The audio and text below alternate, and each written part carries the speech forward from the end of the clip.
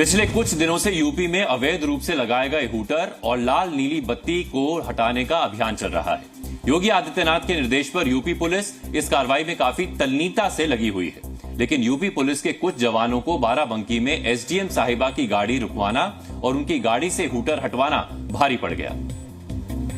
बाराबंकी के रामनगर तहसील की एसडीएम मधुमिता सिंह की सरकारी गाड़ी अयोध्या से बाराबंकी की तरफ आ रही थी। इस दौरान हूटर बत्ती हटाओ अभियान में लगे पुलिसकर्मियों की नजर इस गाड़ी पर पड़ी।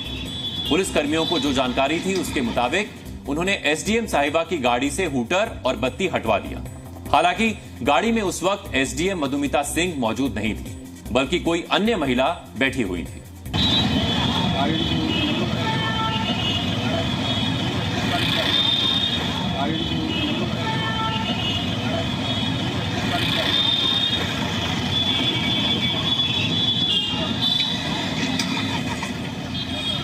मुख्यमंत्री योगी आदित्यनाथ का निर्देश था, इसलिए पुलिसकर्मी फुल जोश में फर्ज निभा रहे थे, लेकिन इस दौरान वो ये नहीं समझ पाए कि रामनगर तहसील बाढ़ प्रभावित क्षेत्र में आता है। नियमों के मुताबिक बाढ़ प्रभावित क्षेत्रों के एसडीएम को हूटर और नीली बत्ती लगाने की अनुमति होती है। इसी वजह से यूपी पुलिस ने एसडीएम की गाड़ी पर हुई कार्रवाई पर डैमेज कंट्रोल करते हुए एक सीनियर सब इंस्पेक्टर और चौकी इंचार्ज को लाइन हाजिर कर दिया है।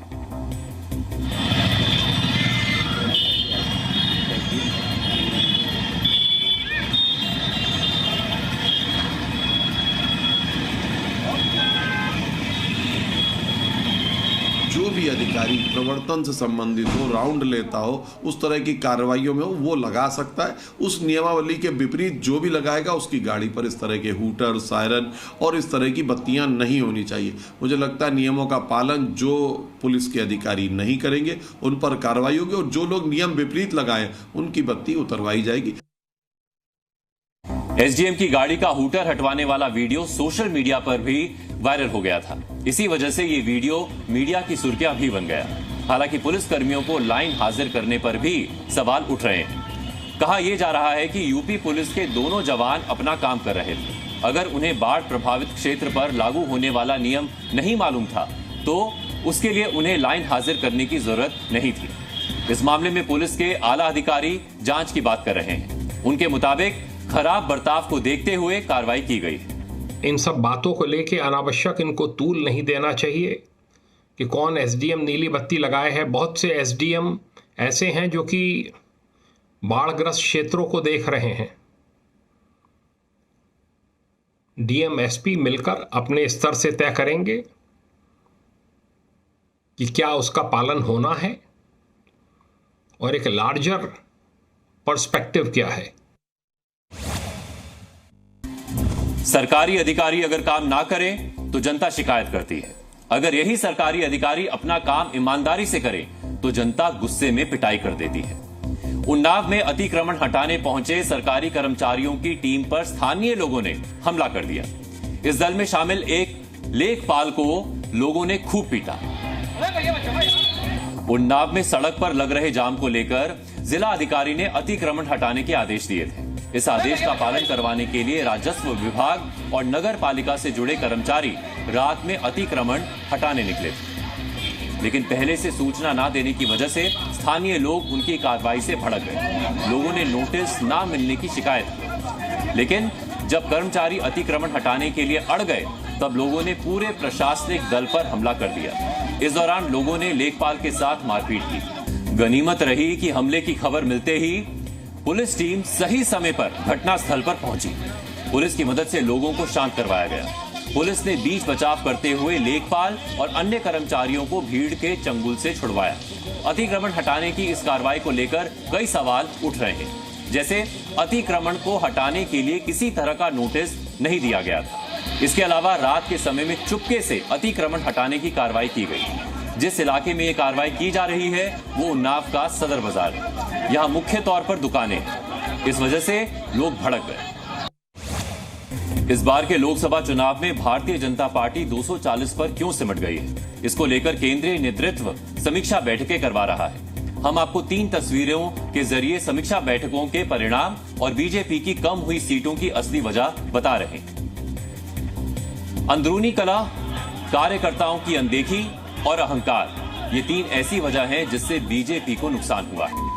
इन 3 तस्वीरों से आप बीजेपी की कम हुई सीटों का कारण समझ सकते हैं। बीजेपी को 47 सीटों का झटका लगा। इस वजह से पार्टी का पूरा ध्यान यूपी पर है। उत्तर प्रदेश में आज कई जगहों पर समीक्षा बैठकें आयोजित हुई और उससे पता चला कि बीजेपी की अंदरूनी कलह उसको ले डूबी। बीजेपी की यूपी वाली समीक्षा बैठकें काफी हंगामेदार दिखी। सिद्धार्थनगर में तो हालत मारपीट तक पहुंच गई। सिद्धार्थनगर के इटवा में यह बैठक आयोजित की गई थी। बैठक में बीजेपी के 2 गुटों में मारपीट शुरू हो गई। बीजेपी नेताओं और कार्यकर्ताओं के बीच हो रही बैठक शिकायतों से शुरू हुई, फिर बहस तक पहुंची। उसके बाद मारपीट होने लगी। कार्यकर्ताओं ने बीजेपी के जिला अध्यक्ष के खिलाफ खूब नारेबाजी की, जिसके बाद हंगामा शुरू हो गया। इसी तरह से सहारनपुर में भी समीक्षा बैठक आयोजित की गई थी। यहां पर भी पहले तो सब कुछ शांत रहा, लेकिन धीरे धीरे जब शिकायतों का दौर शुरू हुआ तो पहले स्थानीय नेताजी कार्यकर्ताओं पर भड़के, उसके बाद कार्यकर्ताओं ने नेताजी को लपेट लिया। झारखंड के देवघर में तो बीजेपी कार्यकर्ताओं ने अपने नेता के खिलाफ ही मोर्चा खोल दिया। यहां तो बीजेपी की बैठक में विधायक और सांसद के समर्थक आपस में भिड़ गए। स्थिति यह है कि दोनों गुट अपने अपने विरोधी का पुतला जला रहे हैं और आक्रोश रैलियां तक निकाल रहे हैं। हम लोग का हक है कि वहाँ जाके पार्टी फोरम में हम लोग बात रखें। तो नारायण दास जी को क्यों, हमारे विधायक जी को क्यों वो बात रखना? तो मैं यही पूरे पार्टी से मांग करती हूँ कि ऐसे विधायक पे कार्रवाई हो जो महिला का सम्मान नहीं करते हैं और कहते हैं कि दलित तो मैं भी हूँ ना, दलित महिला हूँ, मुझे वो उन्हें कैसे घसीट कर निकालना बाहर? क्यों हम लोग पार्टी का बात नहीं रख सकते हैं? हम लोग तो अपने प्रदेश महामंत्री से मिलने गए थे। हम लोग भारतीय जनता पार्टी से मांग करते हैं कि पार्टी विरोधी नेता नारायण दास को पार्टी से बर्खास्त करे। इन्होंने मोदी जी के चुनाव में पार्टी विरोधी कार्य किया है, जिसका हम लोगों ने विरोध किया। तो हम लोग को गुंडा की उपाधि उन्होंने दिया है। भारतीय जनता पार्टी को समीक्षा बैठकों की रिपोर्ट देखने की जरूरत ही नहीं है। वो तो इन तस्वीरों के जरिए ही पार्टी की अंदरूनी कला देख सकते हैं। हालात ये है कि बीजेपी के स्थानीय नेता आपस में ही एक दूसरे को हराने पर तुले रहे। समीक्षा बैठकों से पता चल रहा है कि विधायकों और सांसदों के बीच विवाद ने नुकसान पहुंचाया। कार्यकर्ताओं ने पूर्व सांसदों की कार्यशैली पर सवाल उठाए। कुछ सीटों पर तो कार्यकर्ताओं ने प्रत्याशियों का प्रचार तक नहीं किया। बगावत करके आए नेताओं को जिम्मेदारी ना देने का नुकसान हुआ। बूथ लेवल पर बीजेपी कार्यकर्ताओं का ख्याल नहीं रखा गया। कार्यकर्ता की समस्याओं का निवारण नहीं किया गया, जिससे वो नाराज रहे। दोबारा टिकट मिलने पर नेताओं ने अहंकार में कार्यकर्ताओं से बात नहीं की। बीजेपी को सीटों का जो नुकसान हुआ है, उसकी वजह कार्यकर्ताओं का उदासीन रवैया था।